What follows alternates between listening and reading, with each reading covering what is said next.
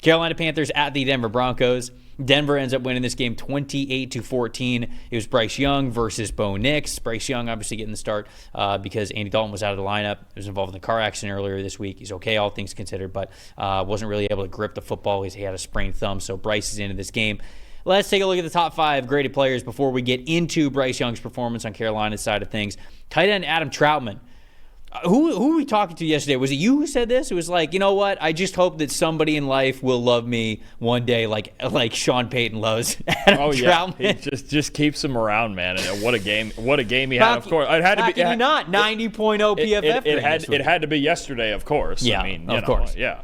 Defensive end John Franklin Meyer with an 83.1 grade in this one. And then we've got 3 offensive linemen to round things out for the top 5 for Denver. Quinn Miners with an 80.9 PFF grade, Alex Forsythe with an 80.3, and then Garrett Bowles with a 79.4. Bo Nix in this game, read it and wheat, baby. 87.2 overall grade in this one. Now let's look at Carolina's top 5 graded players. Defensive tackle Shai Tuttle with an 89.9. Wide receiver Jalen Coker with an 84.4. Edge rusher Jadeveon Clowney with a 70.6. Offensive tackle Taylor Moton with a 69.4. And then cornerback Mike Jackson with a 69.0. Bryce Young in this one, 54.0 overall grade. Stat that told the story here. Dalton, what do you got? First thing, wouldn't John Franklin Myers look really good in a Jet jersey? Okay. All right.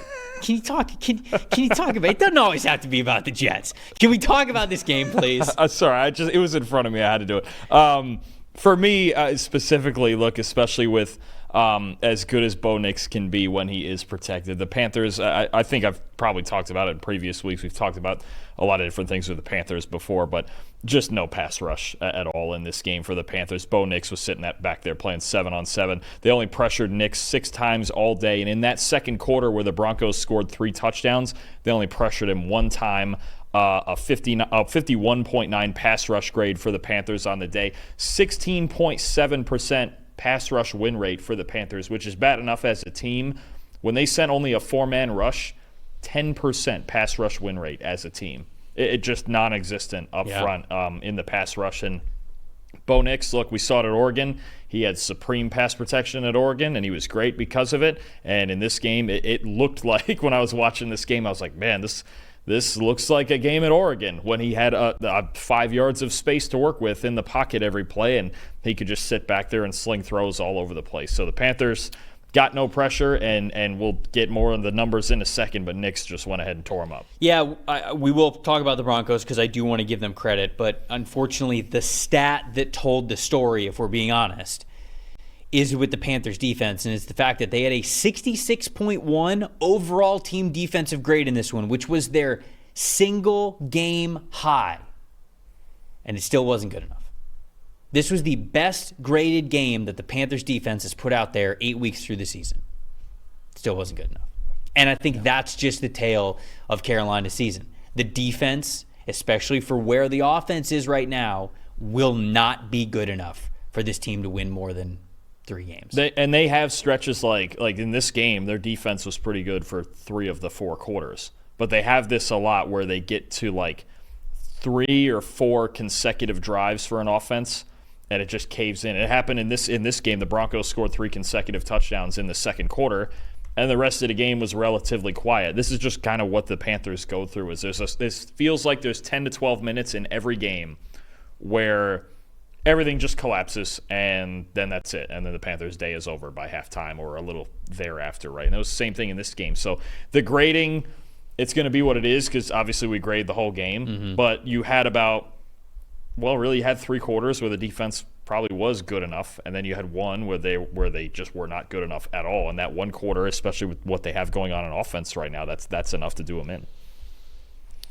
Most impressive. Let's hear it. It's got to be Bo Nix. Say it. There it is. Has to. Look, he had an opportunity to tear up one of the worst defenses in the NFL, and he absolutely did it. 28 of 37, 284, 2 big-time throws. The classic Drew Brees jump over the line of scrimmage for the quarterback sneak touchdown. Bo Nix, for 1 week or maybe for a few weeks, he's looked a bit like Breeze when everybody talked about the fit with Sean Payton. And I think the biggest thing is when you protect this guy, saw it at Oregon, he had supreme protection like I talked about. You protect him, he's starting to make a lot more plays. Over the last 4 weeks, a 90.2 passing grade from a clean pocket. The only quarterback better in that stretch has been Justin Herbert. That's the second best in the NFL. Bo Nix gets protected. He's starting to look really good. We know he's accurate when he's got space in the pocket to work with. Under pressure, got to work on some things, but he's a rookie. That happens to 99% of rookies. So Bo Nix, composed, really getting a feel for this offense. Do they have a ton of weapons? No, but will you protect him back there? He's decisive, he's accurate, and he offers enough mobility to make plays otherwise. Look, I'm not going to say that Bo Nix is a perfect quarterback, as much as our head of social media, Zach Tantillo, would love for me to say. But I will say this. Going into the season, especially coming off the draft season that we saw with Bo Nix, a lot of people just wanted to be like, yeah, he can't play. Like, yeah, he's terrible. It's not good. And I never really thought that. I didn't think about that with his time at Auburn.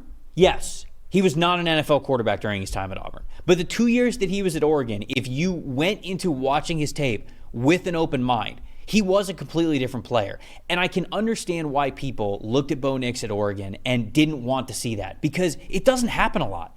Normally, it's really tough for a Tiger to change their stripes, especially after 3 years that you saw him at Auburn. But he was a completely different quarterback when he was at Auburn, when he was at Oregon, and especially that second year. And I don't think he really got enough credit for that, because people were able to tag, okay, well, he only throws it behind the line of scrimmage. He only throws the screen stuff. He doesn't throw past the sticks. You know, he's tough when he's pressured. He doesn't throw it deep down the field. And he struggled in those areas. I won't sit here and tell you that he didn't. But he wasn't awful. It's not like the flashes of ability in those areas didn't exist. They did. He was also the most accurate quarterback in the country. Right. We just didn't see it consistently enough in some of those most difficult situations. But it's like, okay, there were things that we were building that were there. And when I saw Bo Nix, even early on this season, yeah, he was struggling, especially with playing under pressure and pushing the ball deep down the field. But there were even moments then, like the Bucs game is one of the examples where I went, okay, well, when the opportunities were there in that first quarter, he took them. It was back shoulder balls. It was slot fades. It was things that were deep down the field. And the reason why I bring all that context is to say, in this game in particular, he showed a lot of confidence throwing it 10 or more yards down the field. And he is sort of at that level. Now, there's going to be some defense, maybe even soon, that's going to punch him in the mouth with those situations. They're going to pick him off. There's going to become a game where he's going to throw multiple interceptions when throwing it deep down the field. And it'll be sort of how he responds to that I think will be important. But when you look at things right now, over the last 4 weeks, in particular, talking about his confidence, he is 9th in the NFL in total passing grade. So he's a top 10 graded passer at 77.5. And he is also 12th in the NFL in passing grade, 87.7, when passing 10 or more yards. And I think a lot of people just thought that he was going to be dead last in all these categories. So I'm not, I didn't have Bo Nix as a top 10 player. I'm not trying to make this sound like a victory lap or anything. But I do feel as though people were too hard on Nix and not willing to let him go through struggles and continue to blossom like he did at Oregon, not giving him that chance in the NFL. And they were just ready to be like, see, it's trash. It's Auburn all over again. Auburn's 4 years ago at this point. He's got more evidence that he is not the Auburn quarterback than he does when he was playing for Auburn. So, a little bit of a rant there. I don't feel like Bo Nix was getting a fair shot from a lot of people who were watching, and I think Sean Payton's really put him in a good situation. And honestly, if he had better pass catchers, he might be playing even a little bit better. You said the thing towards the end there. He's got Sean Payton. And I think it's a great pairing, man. Sean Payton, I think it's a great pairing. He's very rarely going to put Nix in a situation where he thinks he can't succeed.